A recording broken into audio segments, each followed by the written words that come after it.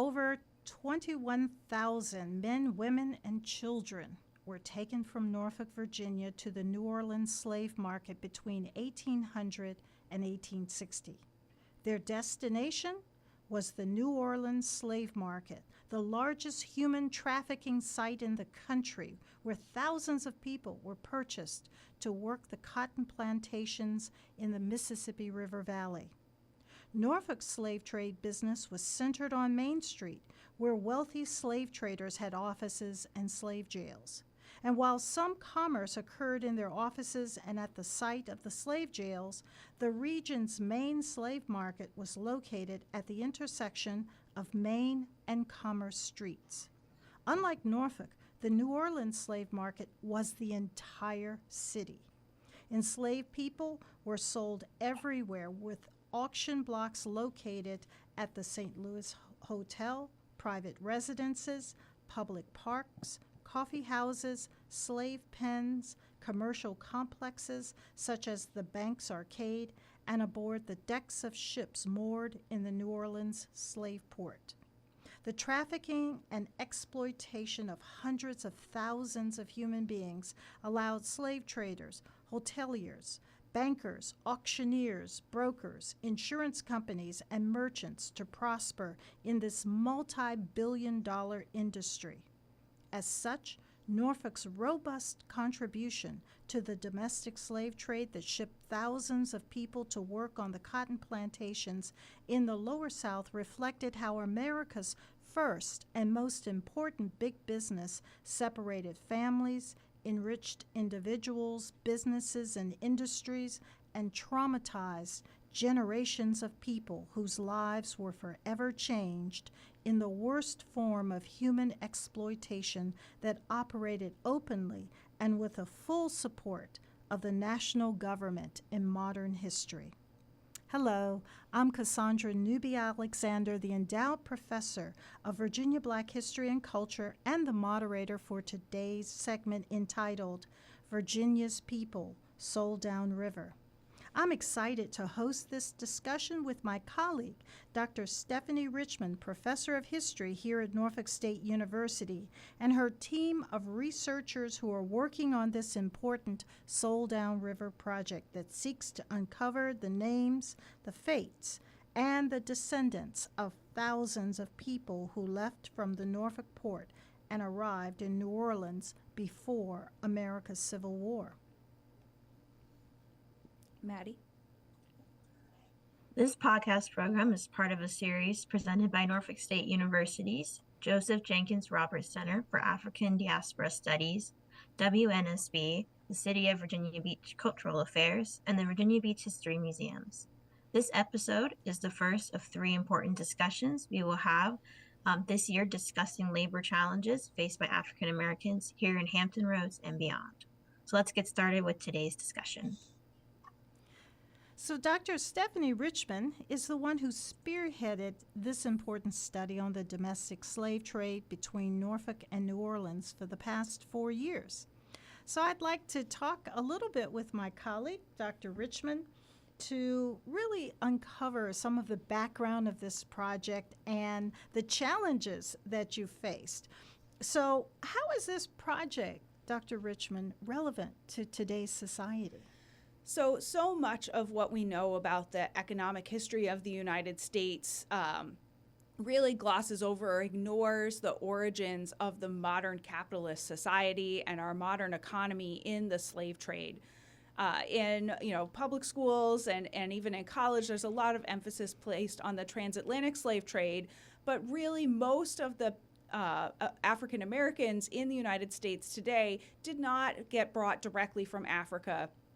Their ancestors did not get brought directly from Africa to what would become the United States. Instead, they were kind of routed through Central and South America. But almost every African American in the U.S. today has ancestors who are part of the domestic slave trade. Once the transatlantic slave trade closed in 1808, or closed legally in 1808, the domestic slave trade, the trade of people from one state to another, picked up pace. And this had a lot to do with economic and environmental changes in the Upper South. as well as Western expansion, particularly the Louisiana Purchase. And so as we've been studying and trying to trace the 20+ thousand people who were taken from Virginia and sold into New Orleans, we have really begun to uncover the roots of the modern capitalist economy. So many banks and insurance companies, very wealthy families, both in New Orleans and here in Virginia, got their start and made their money buying and selling people.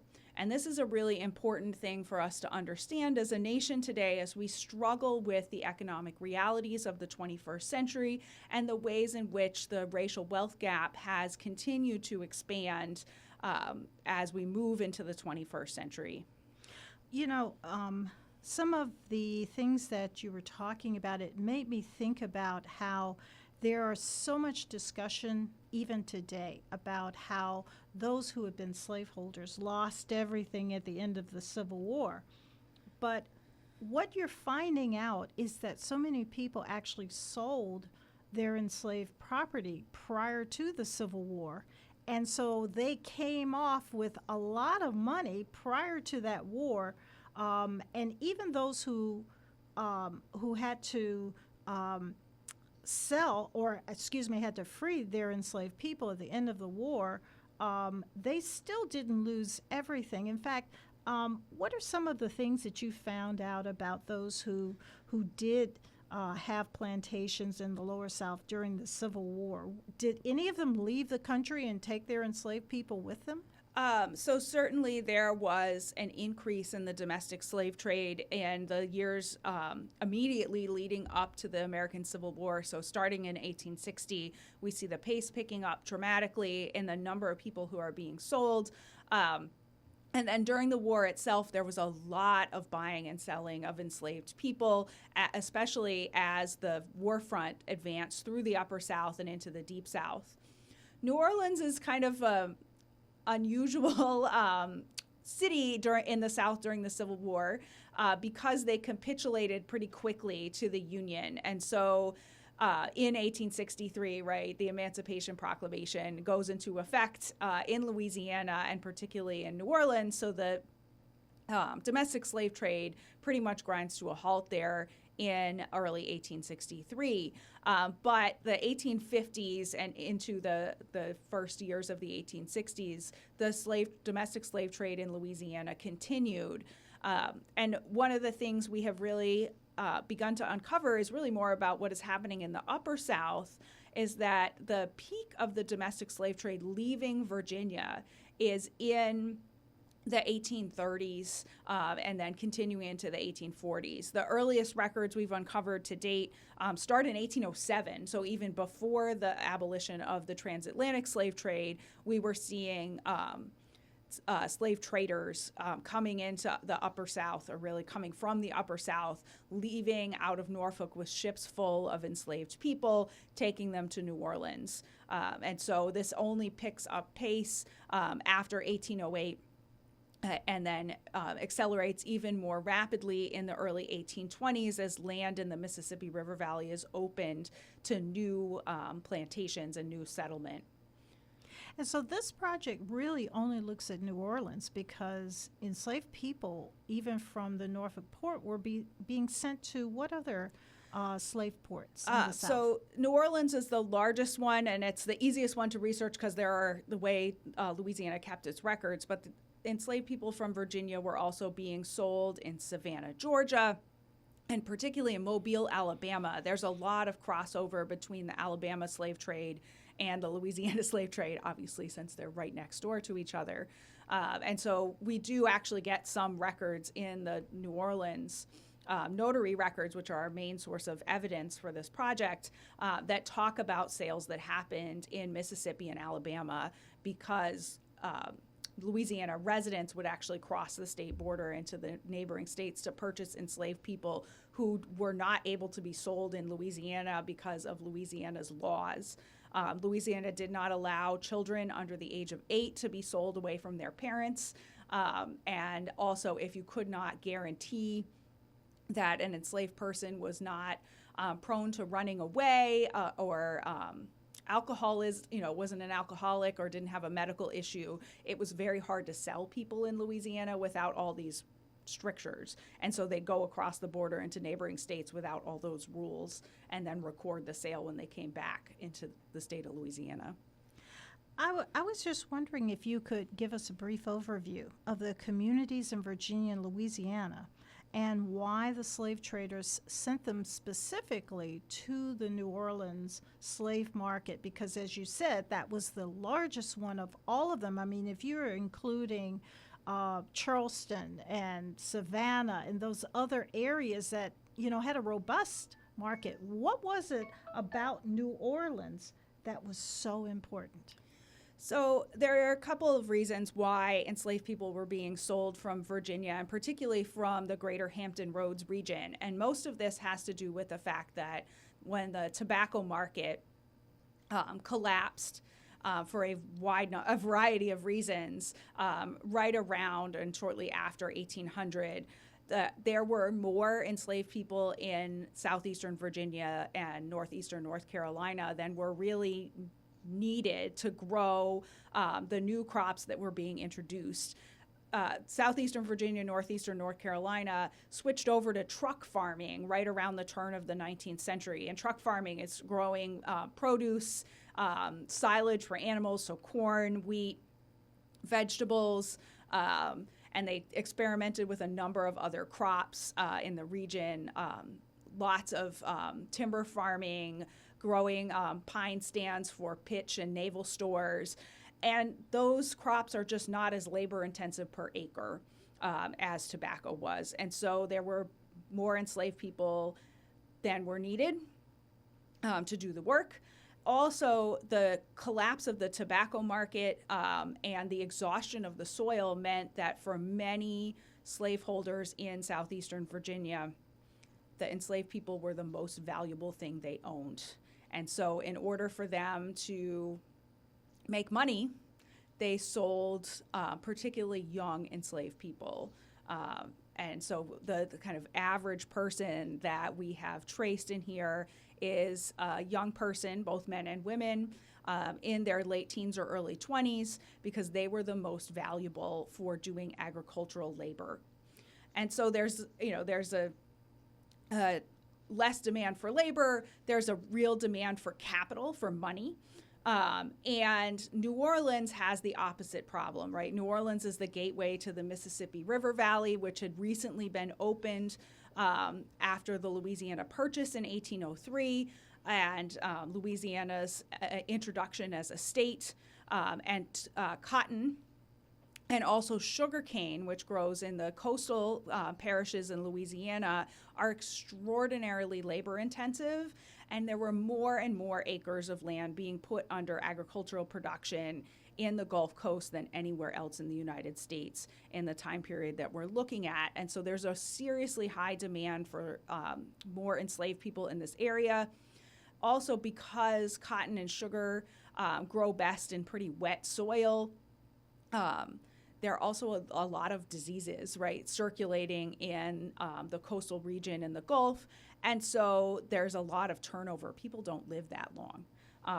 And so we have both high demand because of expansion, but also high demand because the death rates, particularly of newly imported enslaved people into the Gulf Coast region, are quite high due to mosquito-borne illnesses and accidents. And of course, what makes that even worse were the physicians, the white physicians, who popularized this belief that black people were born sick, and therefore they didn't need to treat them for a whole host of illnesses. So it's amazing that they actually survived. It is amazing. We have uncovered quite a few stories, which you can find on our Soul Down River website, which is souldownriver.com. And we'll have some more podcast and audiovisual material coming out later this year that trace some of the people who did manage to not only survive, but to start new families and to make amazing contributions to the communities they joined in Louisiana and the Mississippi River Valley more widely throughout this time period.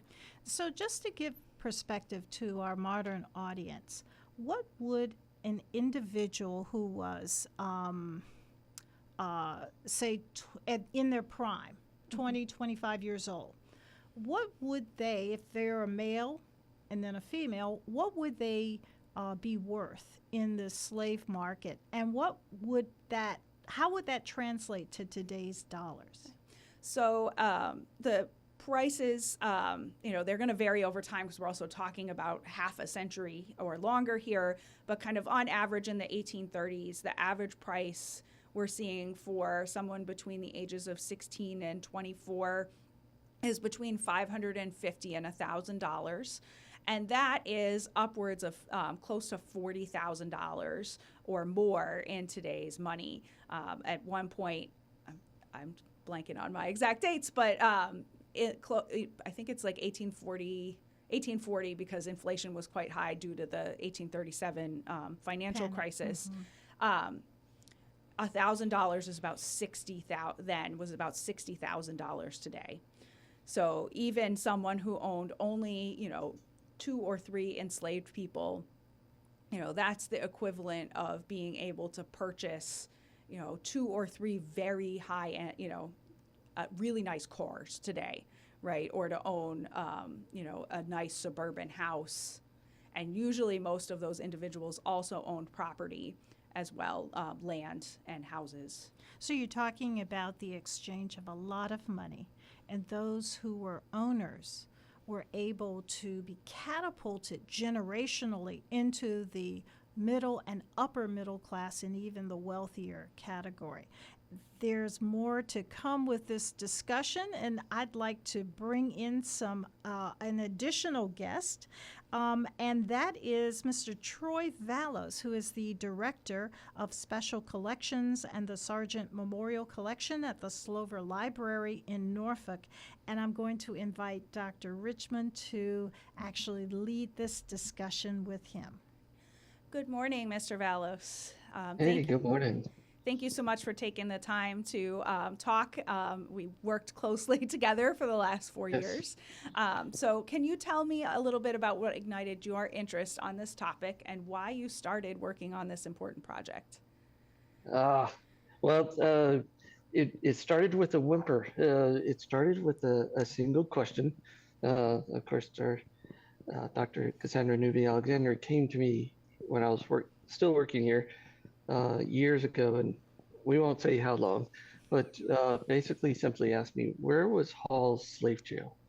That she had an advertisement that said, come to me at my slave jail here on Union Street. And she wondered, well, where was that?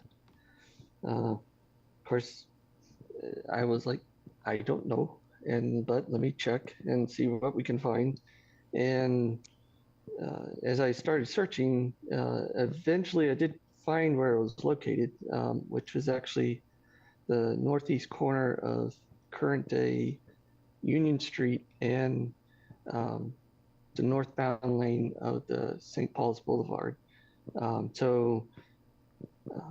And then it also, again, as a student history, having just recently completed my master's at Old Dominion, that I got curious about, couldn't find anything else about like Norfolk's role in the domestic slave trade. That when I started looking at the local text about our history, hardly nothing was ever mentioned about it. I think you were lucky enough to get, we knew there was a slave pen, or we knew that Solomon Northrop was aboard the Orleans, that he stopped here, they picked up a couple of slaves and they moved on. And so that curiosity, historical, of just trying to figure out to what extent is everything here. And I will say, going a little parallel, a couple years prior to Cassandra coming in, that when I was recently hired, the library director at the time mentioned to me and my other coworker that our collection here is actually is more traditional Southern history, the Confederate lost cause history as a kind of like a focus with the collection that he recognized that we needed to ensure that we did what we could to help diversify or at least build more connections into the collection so that people could see a fuller history of this region in this city. And so, and to one of the nicknames they have me here is the Bloodhound. So between all that, it was like, well, what can I find? And as I started digging, I started finding that Norfolk actually had sent the most enslaved by ship to New Orleans. Okay. So can you tell us a little bit about why Norfolk was such an important port? Yeah. So why? I think one, much as New Orleans was the gateway for the Mississippi and the Mississippi River and everything to the interior, Norfolk is also a gateway city, a gateway port. That everything coming out of Richmond, Alexandria, Petersburg, Baltimore, all has to come through Norfolk.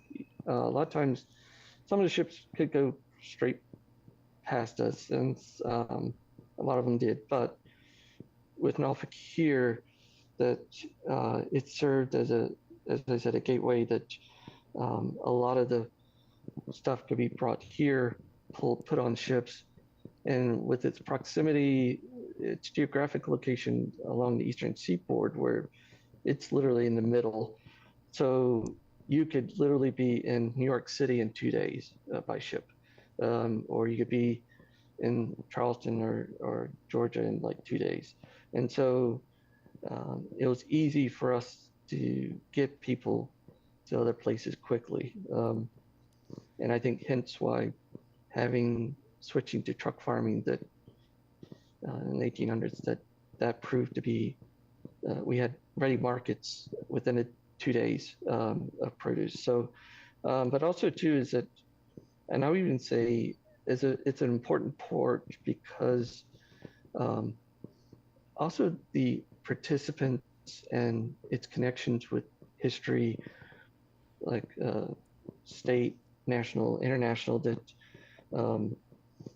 our citizens actually played major parts in the stories of what we hear today of like Uncle Tom's Cabin, a Norfolk police officer who moonlighted as a fugitive slave hunter, basically got Harry Beecher Stowe, learned of him and his experience as a fugitive slave hunter, and used him as the archetype, as the poster child of what a typical slave hunter, and used him in her book. Of course, as I said, Solomon Northrop, so 12 Years a Slave.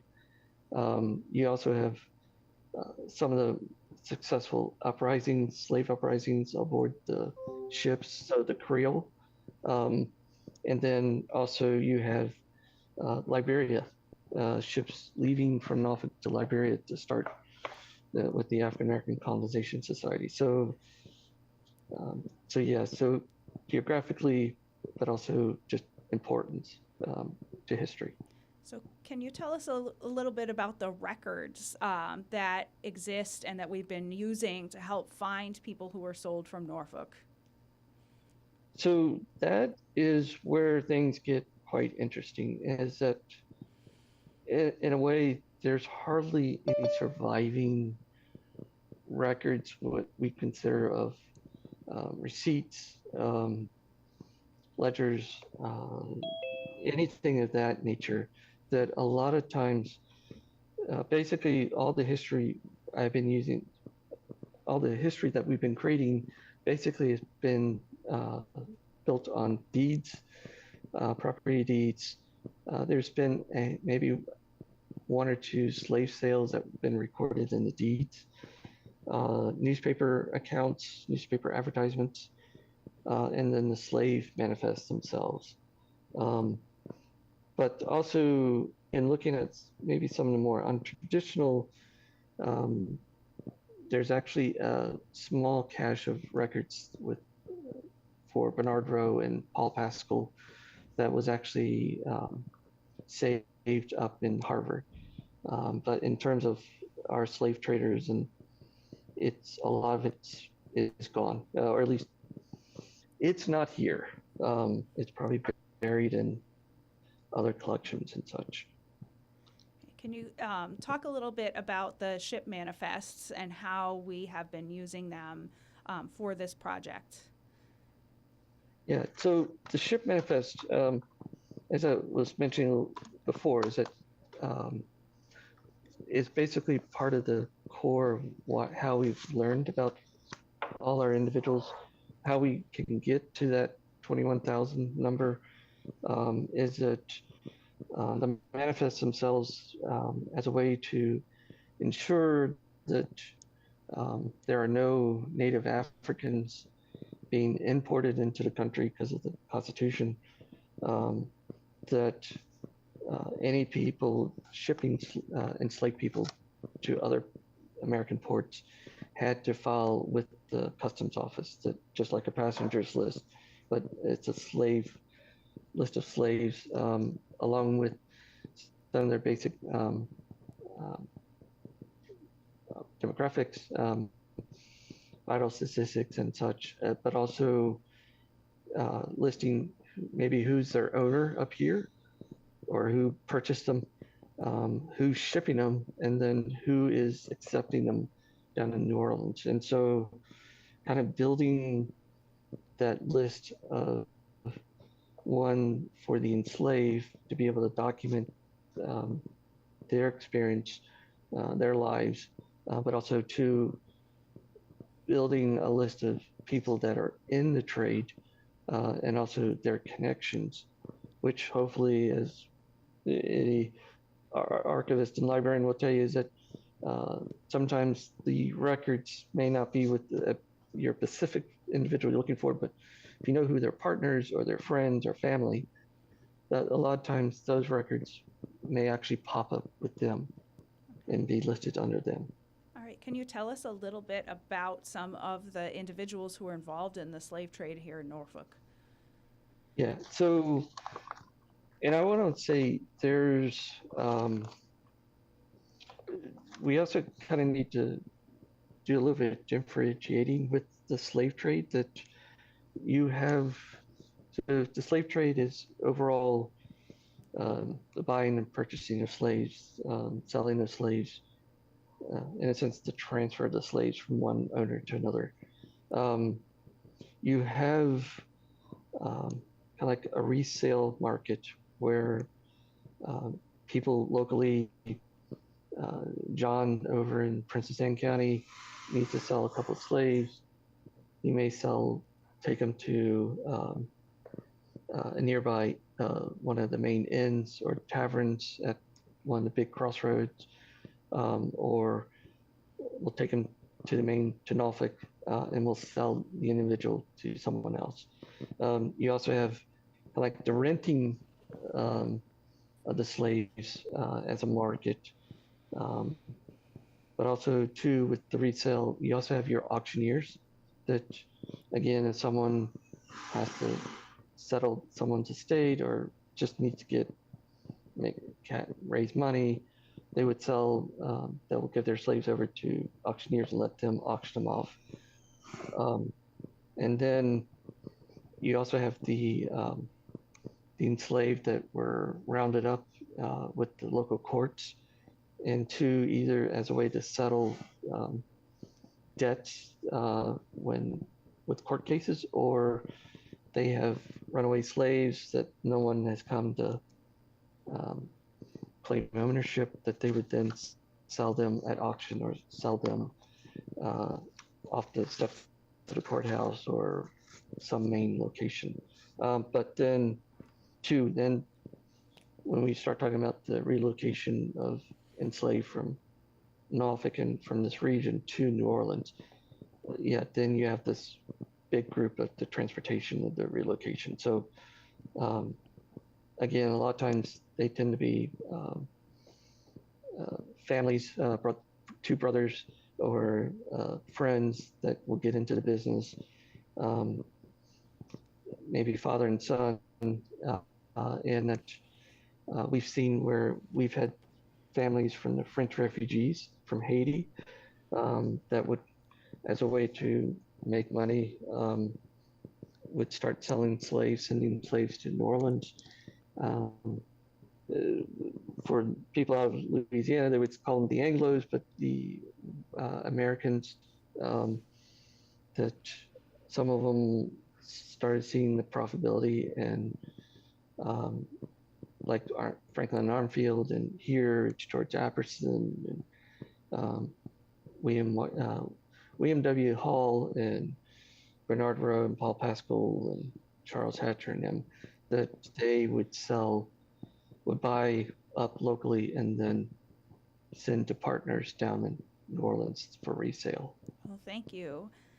Thank you for digging into this with us this morning. And do you have any last things you want to share about the project or its importance to Norfolk Public Libraries?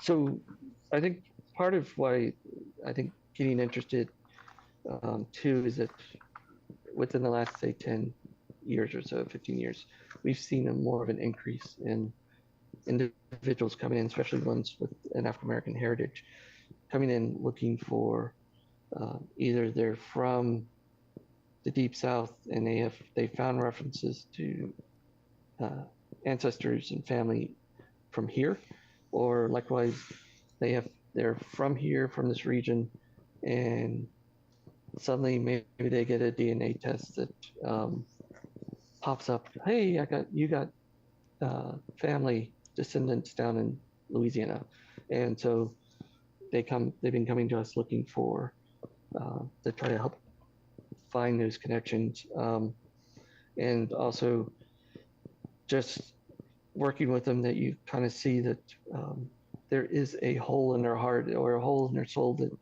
they're trying to fill in, like where do I belong and how do I belong, and trying to make those connections that sometimes more people with the European heritage tend to have a little bit better time finding those records and pulling that together. But I will say too is that I think the whole thing with the project too, the way I look at it is one,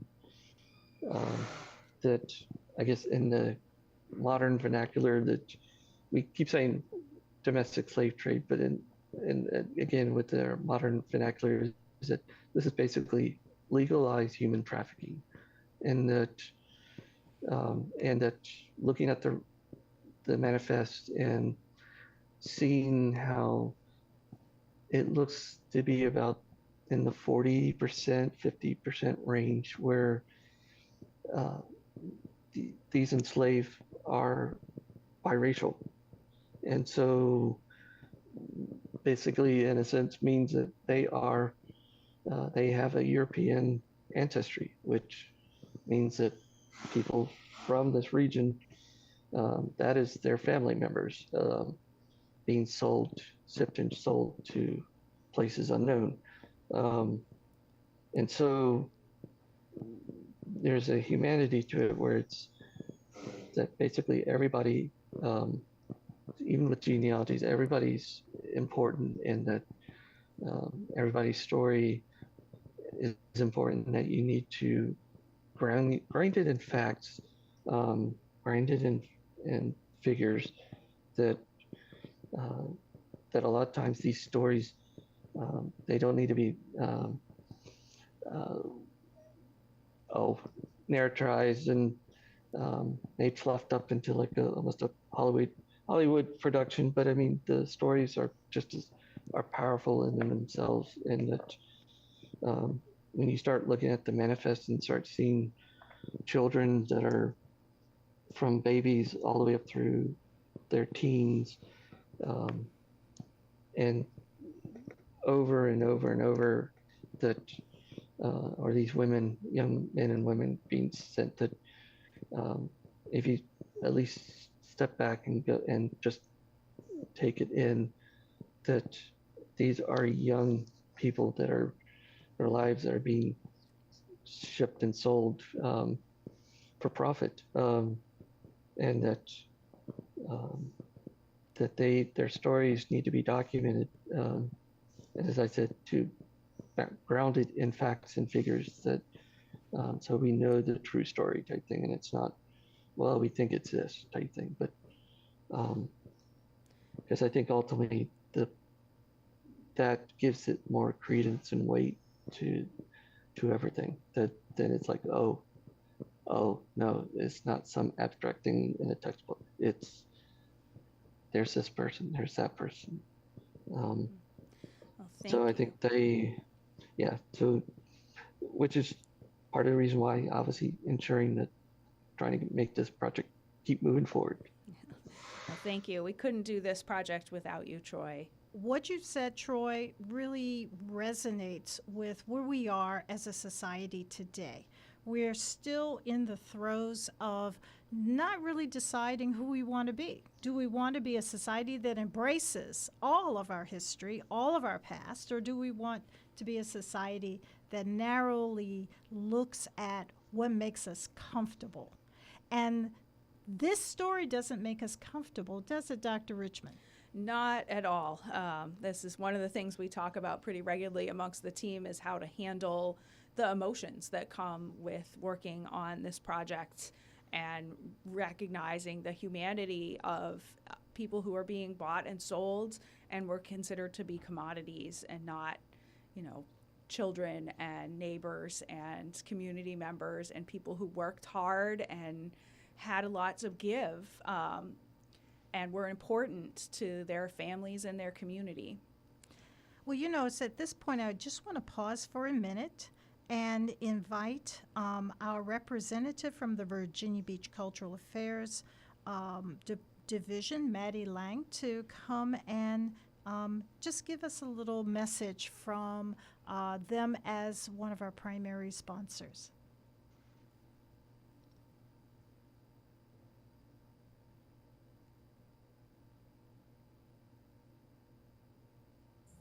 Sorry, I'm here. Okay. All right. Thank you, Dr. Newby. I just want to remind everyone that you are listening to the first in a series of 3 podcasts in celebration of our Black History Month theme, Blacks in Labor.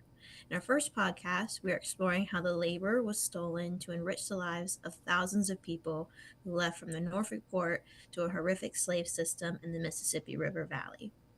For more information on Virginia Beach Cultural Affairs and the Virginia Beach History Museums, please visit culturalaffairs.virginiabeach.gov or visit the historic Thorogood House Museum located at 1636 Parish Road in Virginia Beach. If you like this episode, please let us know and be sure to subscribe, share, or visit the show notes posted on WNSB online. Thank you. Well, thank you so very much. And, the discussion that we've had so far really is so important. And the segue we're about to take in inviting our next guest to come and talk with us is really digging deeper into the people, the lives of those individuals whose labor was stolen from them. And in some cases, their lives were stolen from them because they were separated from family members. You saw husbands and wives and children sold to different places, and in some cases they didn't survive. In other cases they did survive, and their families later on continued with that powerful resilience and determination to thrive. But of course, what was left in the past was brought with them. The trauma of this separation was brought with them, but the determination to make a life for themselves was so important. And so I would like to bring into our discussion an important researcher who's the youngest person in the nation to become a certified genealogist. His expertise in tracing the genealogy of African Americans before 1870, especially those who landed in Louisiana, has been critical to this project. I'd like to welcome Mr. Alexander Traps Jabala, founder and and president of Kin Connect. Welcome, Mr. Traps Chabala, and I'm going to hand this part of our discussion over to Dr. Richmond. All right. So I'd like to bring on to our discussion an important researcher who was the youngest person in the nation to become a certified genealogist. His expertise in tracing the genealogy of African Americans before 1870, especially those who landed in Louisiana, has been critical to the success of the Soul Down River Project. I would like to welcome Mr. Alexander Trapp Chabala, founder and president of Kin Connector. Welcome, Alex. Hi, thank you so much for the welcome. Thank you. So can you tell us a little bit about yourself and why, how you came to be a part of this project? So yeah, the intro said it all, but I am a genealogist and historian. I specialize in researching enslaved people. One of my goals, of course, is to make family history a very accessible and equitable experience for Black folks and other people of color. Great. Can you tell us a little bit about what happened to enslaved people once they were shipped to New Orleans? Thank you. So once folks were shipped to New Orleans via the domestic slave trade, they would arrive in the port of New Orleans and then be taken to to one of many jails and depots around the city, specifically located around the French Quarter and the Central Business District in today's New Orleans. After that, they'd be placed at various auctions, usually happening in the St. Charles hotels, Banks Arcade, coffee houses, so on and so forth. And planters, businessmen, businesswomen from essentially all over the Deep South, but especially here in Louisiana, would bid on each of these individuals and then take them to their respective businesses, homes, or plantations, usually outside of the city of New Orleans. Great. So you've got a little bit into this. Who was likely to buy enslaved Virginians in these marketplaces? And where did the majority of them wind up, and what kind of work were they doing? Very good question. So the buyers of enslaved Virginians was very diverse, but for the most part, the majority of enslaved Virginians would be taken to some of the sugar and cotton plantations that lined the Mississippi River. And so going all the way up the Mississippi River from the port of New Orleans, all the way into northern Louisiana, the river parishes just outside of New Orleans, up into Arkansas, Mississippi, as well as some going into Missouri as well. And so you have this very diverse range of buyers, but essentially they'd be going to plantations mainly. Although many Virginians were incredibly skilled laborers, such as carpenters, blacksmiths, brick masons, so on and so forth. And then also with women, very skilled in domestic labor. And so many of them could also end up in the urban slave market as well. And so staying there in New Orleans and other cities around the Gulf Coast. What kind of work were they doing? So the primary work that they'd be doing on the plantation in particular, which is where the majority of the folks would go, would be field labor. So cultivating closer to New Orleans, we have what's called the river parishes or the sugar district. And so most of them would be engaged in the cultivation of sugar on massive plantations around the Mississippi River. The further up you go and into the interior of the state, you have more cotton labor, more cotton plantations that became very popular with the American purchase of Louisiana. And so what happens there is some of the same labor-intensive work that we have seen described in cotton plantations around the South. However, in Louisiana, the work was very intensive because there was a high yield in some of the lands here because of the fertile Mississippi River Valley. There was tons of cotton production, tons of sugar production, and because the port was right here, there was a high demand, and so these folks would be worked to the bone essentially from sunup to sundown.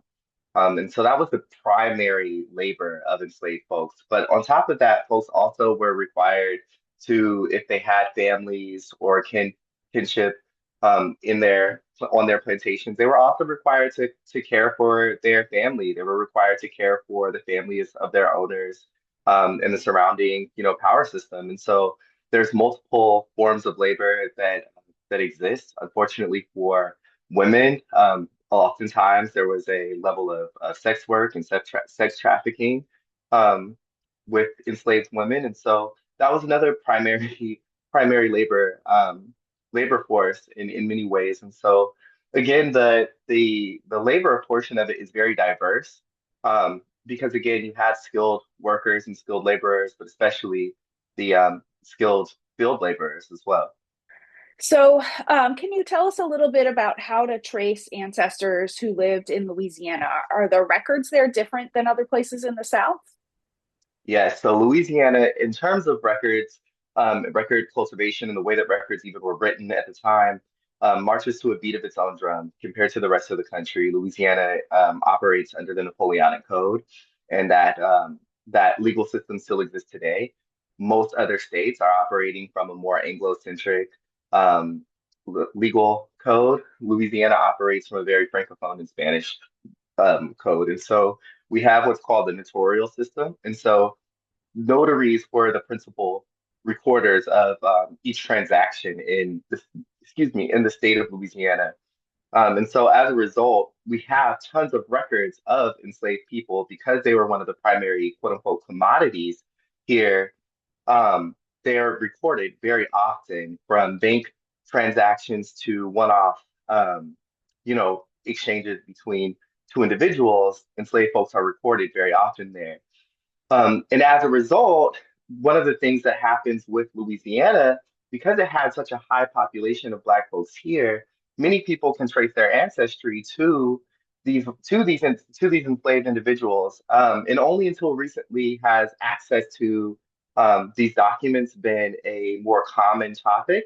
However, it's still very untouched. And so one of the primary ways to trace enslaved ancestors in Louisiana is to, of course, start with yourself and do the whole genealogical process, but especially to identify the parishes in other states that would be considered counties where your ancestors are known to have lived, and to try to see if there's any connections to enslavers in the area. Because Louisiana enslaved so many people, you have, instead of other states where many people will take the same last name of their last enslaver, people in Louisiana are coming with last names from the Upper South, from the Deep South, and that may not align with all of the people that are local to the area. And so, identifying each of the large enslavers, small enslavers in the area, and tediously checking to see if within those records they have anyone that matches, a first name of your ancestor or a family grouping that is similar to what you've been able to find about your ancestors in freedom. That's the first step.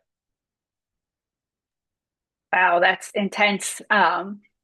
So, to give us some illustration, can you share with our audience a sample of how you uncovered one family's history that began in Virginia and continued in Louisiana because of the domestic slave trade? Absolutely. Out of the many that we've discovered with the Soul Down River Project, there's one compelling story that stood out to me, was that of the family of York and Betsy. York and Betsy was an enslaved couple, originally from Surry County, Virginia, that was enslaved by the Falcon family of Surry County. They were a large enslaving family, who, because of multiple deaths in the white family, decided to settle the estate via auctions. And York and Betsy happened to fall within that category. And so York and Betsy were taken from Surry County and left the port of Norfolk, arriving in New Orleans, and were purchased by a man named um, Pierre Fanor Prudhomme. Pierre Fanor Prudhomme was a member of the large Prudhomme family of Natchitoches Parish. They were one of the earlier settlers of Louisiana, or the earlier French settlers of Louisiana, and were also credited as being one of the first to cultivate cotton in the state of Louisiana. And so they were members of this huge um, colony of interrelated Creole enslavers who accumulated incredible amounts of wealth, on the backs of enslaved people, and York and Betsy happens to fall in that category. One of the most unique details about York and Betsy was that they were sold with their children, who ranged in age from, I want to say, as old as 20 to near infants. That was something that was a very rare occurrence for such a large family, and diverse family, in terms of gender and age range, to be sold collectively in that way without clear separations. What we know from the records is that most of York and Betsy's family were able to remain intact until the end of the Civil War. Many of them still living in Cane River in Natchitoches Parish to this day, but also their descendants number in the hundreds, throughout the country and if not world now. I've been able to make contact with many of their descendants, some who are even related to me. But part of it was that they did not retain an oral history about the origins of their ancestors, York and Betsy, some of them not even knowing their names, because neither York nor Betsy survived to see emancipation. However, several of their children would. That said, family memory did not retain enough oral history to really fill in the gaps, in terms of what their experience would be. And so Soul Down River was able to actually reconstruct as much of the story as we could. Of course, lacking the voices of York and Betsy, but we can see from the records at least a glimpse into what they would have experienced being transported so far and removed from home. So, do you have any idea kind of the size of the farm or plantation in Virginia they came from and what might have been grown there? And then you said they went to Cane River, which was a cotton and maybe some sugar cane, I'm assuming from the name of the place. Mhm. So back in Surrey County, Virginia, the Falcons were both a mercantile family and a farming family with deep roots in Virginia, and some in North Carolina. They were also a very political family, and so some of the chief magistrates came from this family. And in the meantime, one of the principal things that they cultivated was tobacco, for many years, as the land was becoming over cultivated, as well as the family breaking down the size of their plantations. Of course, room for expanded wealth really relied on enslaved people and the sale of enslaved people, and less on the cultivation of tobacco. Many members of the white family before the end of the Civil War would gravitate to places like Norfolk, DC, and other urban centers because they were becoming less reliant on their agricultural enterprises. But the plantation that they were on, but it was a really large plantation. In Cane River, one of the main things that York and Betsy were engaged in, and because of the records that exist for this particular plantation, we're able to see the amount of bales of cotton that each of them, including their children, hauled in per day, per week, and per year, over a consecutive amount of years. That's fairly rare across surviving and existing records of slavery in the United States. And so we actually know for sure how much labor they were performing in terms of cotton cultivation, as well as building fences, collecting trash, and hauling things between plantations and into market, so on and so forth. And we have an extensive amount of records showing what their lives were like, including dates that they were considered sick, pregnant, away, so on and so forth. Oh, that's really interesting and exciting to be able to tell the lives of two people who even their own family didn't have memories of. So thank you so much. I look forward to seeing the completed essay on their lives and their descendants. Before we go any further into this discussion, I want to bring in one of the descendants of a Virginian who was taken to Louisiana, Mr. Yakota Strong. Mr. Strong is a genealogist and the founder and CEO of StrongGen.com. Welcome, Mr. Strong, to our discussion. Dr. Richmond, take it from here. Right. Well, welcome back, Alex. We're back here with our fourth installment of our discussion of Soul Down River. as part of a podcast series for Norfolk State University's Joseph Jenkins Roberts Center and the City of Virginia Beach Department of Cultural Affairs. In our last conversation, Alex, you told us the story of family headed by York and Betsy, who were sold from Surrey County.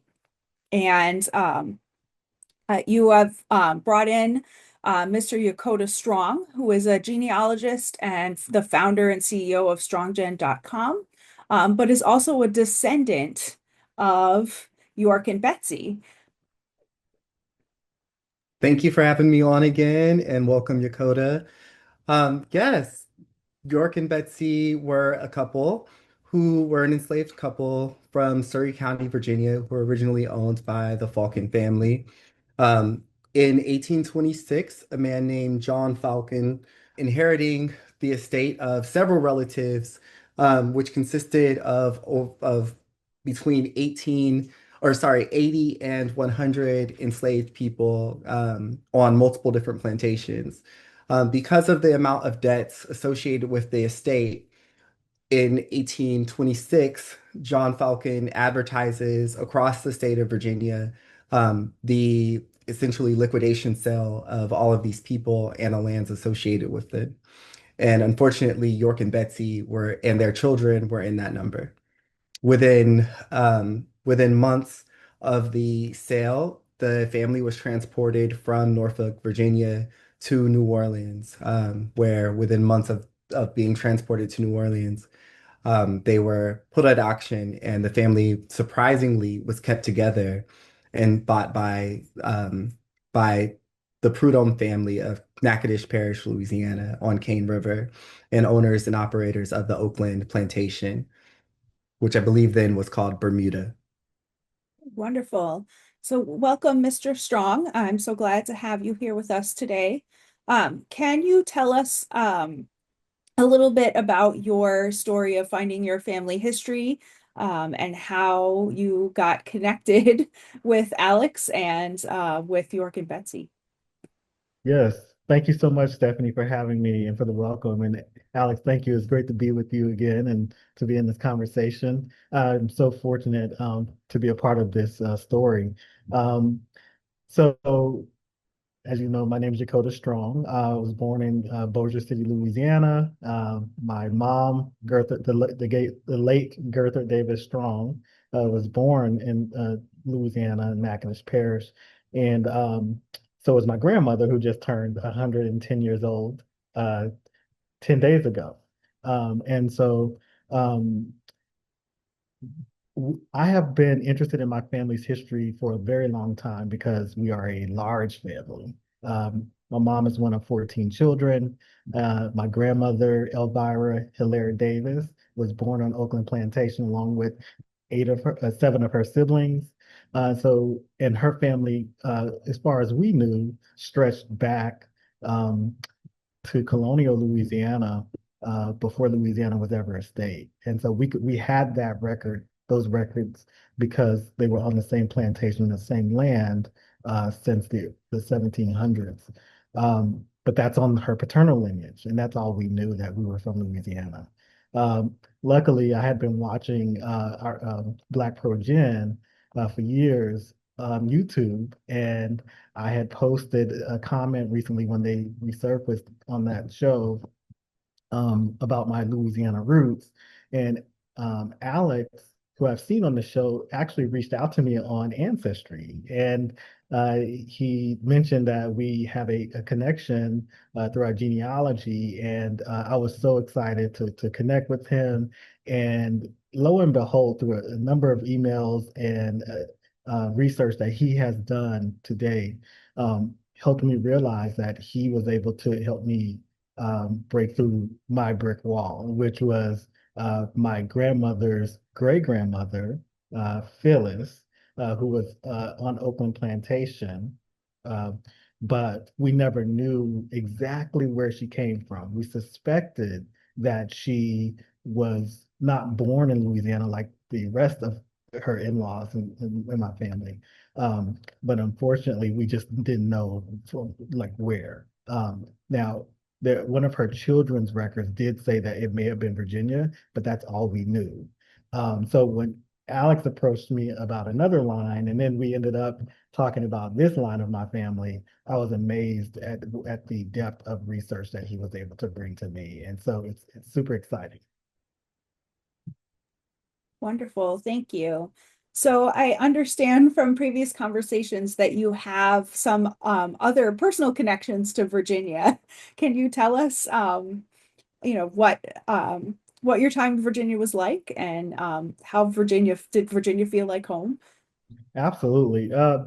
So when I left home at age 18 to join the United States Navy as a meteorologist and oceanographer, um, my first duty station was Norfolk, Virginia, and I was stationed on board the USS Mount Whitney.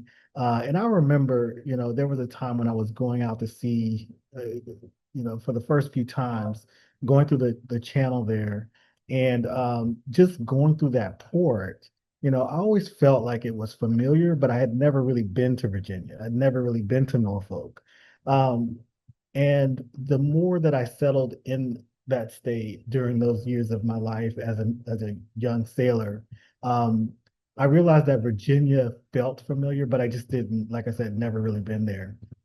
Never had a connection to it, but it just felt familiar to me. And so when I found out the tie to my family's roots to Virginia, it really, really I don't know, I was kind of at a loss for words because it brought me back to the days when I was actually going out to sea, and I felt that connection and I just didn't understand why. Oh, that's so wonderful. Well, we'll love to have you come back and visit sometime. And again, now that you have this knowledge about your ancestry and your connection to southeastern Virginia. Um, so talking about place, can you tell us a little bit about the work you've done around Oakland Plantation, and where your ancestors lived and worked for so long? Absolutely. So, like I said, on my grandmother's side, she was born on the plantation along with her father, Felix Hilaire, and his father, John Hilaire, and his father, John Baptiste Hilaire, and his mother was enslaved by the Prudhomme family since the inception of the plantation in the late 1700s. And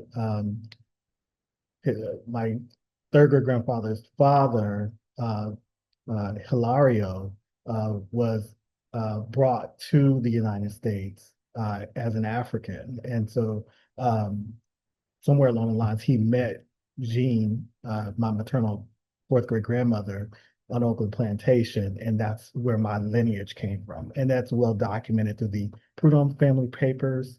Um, One thing that we never knew was that there was another line of my family's history that Alex brought to us. That was another brick wall, which it's so amazing that we had no idea that my second great grandmother, Ann Bob, um, we never knew her parents or where we got that surname from. And it wasn't until Alex shared with us some of that research until, now we have a broader understanding of, where our roots came from. One of the unique things about Louisiana and researching enslaved people in Louisiana is that folks here kind of march to a beat of their own drum. The legal system here was very different than the rest of the United States. And that was just because of its colonial roots as a Spanish and French territory. And because of that, it's reflected in some of the names that people carry to this day. And so Yokota mentioned his family last name as Hilaire, which literally derived from their furthest paternal ancestor, whose name was Hilaire or Hilario in the Spanish language. And so those things were adopted well after the Civil War. What we know about that line in particular is that the patriarch of that family died, for quite some time before emancipation. However, his family had been called by that name as a patronymic, for so long, and so that remained their family's surname even after after the Civil War. And same with the name like Bob, where in this region of Louisiana, you know anybody that has this last name Bob, B-O-B-B, that they also are related because they all descend from a man named Robert or Bob Prudhomme. And the way that we discovered that was by accident, in a sense. He was a USCT veteran. Him, along with hundreds of other Black men from that region, joined the United States Colored Troops during the Civil War and the failed Red River Campaign. Unfortunately, Robert, as he enlisted as Robert Phantom, died during that war. And while he had a full family back home at the plantation, he never officially returned. But because his folks, his widow and children applied for his pension, we actually were able to garner a lot of information, a lot of genealogical information that explains all of these connections and histories that otherwise would have been quite locked behind the record. And so we're able to really to find that with Yokota's family, especially with his connection to York and Betsy. He had researched his family in such an impressive detail with the materials that were available. However, there was nothing that really would have proven his connection to York and Betsy, even if I don't even think that they had access to the name York and Betsy by the time that Yokota was researching. But through Soul Down River, when I found them in this database and I saw that they were purchased by the Prudhommes, I felt compelled to document their story and follow them to the present day. And it just so happens that Yokota happens to be their descendant. His great, however many grandmother Phyllis was literally their child that was brought with them from Virginia. And so this is one of these rare cases, one that an entire family, York and Betsy had, I believe, about 7 children who were brought with them, who were put up at auction in New Orleans, and they were put up at auction in Alexandria, Virginia, but also they then were auctioned again in New Orleans, and this family was able to remain intact. And that's something that is not a usual circumstance considering the nature of the family. From the documents that we have, this family had people who were ill. They had people who were pregnant. They had people who were not listed as quote unquote skilled laborers that often are shown as being sold at higher value or, having connections to the family. This was a Black family that was able to remain intact over thousands of miles or hundreds of miles, several transactions, and continued to pass down the names of their family. And so a branch of Yokota's family uses the last name York after the patriarch York. And so, all of these things were uncovered through, a simple hint of following this rare circumstance in our database. However, these people were real people that lived. They were a family that even though their names may not have survived to the present day or their story had not survived to the present day, these were folks who their children cared enough to continue to pass on their names and the children that they had. They continued to remain closely knit together in the area. And so it's just a blessing to be able to have provided that information to Yokota and his many, many cousins that descend from York and Betsy. That's so wonderful. It's just, Alex and I talk about this a lot, right? That there's so many of these stories that, they're heavy, right? They're hard to bear witness to. And so it's wonderful when we have a few that are kind of, they're enslaved, but they manage to stay together and, whatever skills they put into use to keep their family together and then to pass down that as much of the family memory as they could in the family name is really, really beautiful. So are you willing to share with us what it has meant to you to find your ancestors and the impact that has on you and your identity today? Yes, absolutely. It's been exciting even before I've been before I became part of this project, to know that my family's roots trace back to the beginning of this country in one scenario, through the beginning of the state of Louisiana. But to find that my roots on another branch trace back to the early colonial days of Virginia, is really exciting to me. And I think as a military veteran, what really, really stood out to me was when Alex mentioned, that my third great grandfather, Robert Bob Fenner, or as they say in French, Freneau, was actually part of the U.S. Colored Troops. That was super exciting for me. And I took a trip to DC and actually was able to find his name listed at the USCT Memorial, which was super shocking. Just to know that these records actually do exist and to be able to share that with my family, it really makes us proud because we have relatives that actually served our country, not just recently, but also, centuries ago, right? So I think that that's really profound, and I look forward to learning more about these branches of my family, and also using this as an opportunity to reconnect with our broken branches that we've lost that connection through the slave trade and then also through uh, Reconstruction. Thank you. So you kind of hinted at this. Is there anything that you're planning to do with the information you found, or what's your next step in your search for your family history? Yes, I've been socializing some of these artifacts with my family in our family groups that Alex has provided to us. We've brought Alex into our family groups so we could actually have some real-time conversations. And uh, I think the next step for us is really going to be something more tangible, right? Kind of meeting up around this newly found information, location, maybe taking a trip to Surrey County. Really, I think that's going to be important for us to really lay hands on, exactly where were our ancestors living for, decades or even a century prior to even making our way to Louisiana. My family's still processing a lot of this information, but I think being able to see it firsthand, I think is really important. Thank you. Yeah, it's having been to the land where my family lived for well over 100 years. I know that feeling of like this was ours, even if it's not anymore, is really powerful.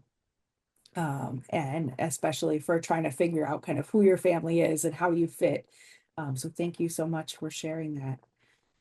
All right. Well, thank you both for speaking with us today. And I hope our audience has enjoyed hearing this story about the history of slavery and enslaved labor in America that has long focused on the institution itself while leaving out the names, faces, and lives of those who were victimized, hidden behind the veils of silence and erasure.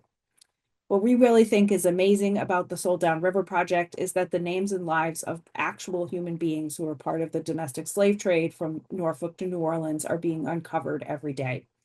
More importantly, many African Americans whose ancestors were unknown to them are now able to reconnect to a past long obscured and forgotten. This is just the first and most important step towards a reparative genealogy, and it's being done right here at Norfolk State University and in Louisiana too. Thank you so much and have a great day. Well, thank you, Dr. Richmond. I would like to thank you and all of our guests, Troy Vallos, Alexander Traps-Jabala, and Yokota Strong, for participating in our important podcast. Your work is amazing and your stories are absolutely riveting. I look forward to the release of your work.